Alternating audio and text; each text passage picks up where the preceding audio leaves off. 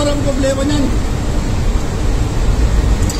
Kaya marami ng sinira ng stator. Ito yung share ko sa inyo, yung relief valve. Yun ang problema. Kasi yung discharge babalik lang sa suction.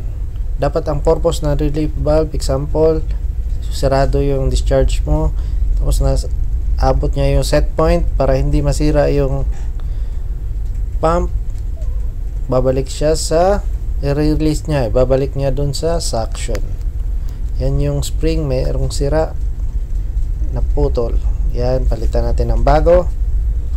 Then set na natin ng set point para magre-release siya mamaya. Dapat naka-close siya. Okay, hanggang 4 bars dapat mag-open bago babalik. Tagal na parang problema niyan. Set na lang natin mamaya. Kaya marami ng pagka 4 bars dapat mag-open. Stator. Dun sa dulo ang adjustment. Okay, ito yun. Ito yung bilge pump namin. Discharge at saka suction.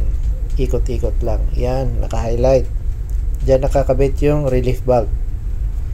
Dapat magre-release muna siya pag certain pressure. Example, 2 bars ang pressure namin, diskarga, okay lang.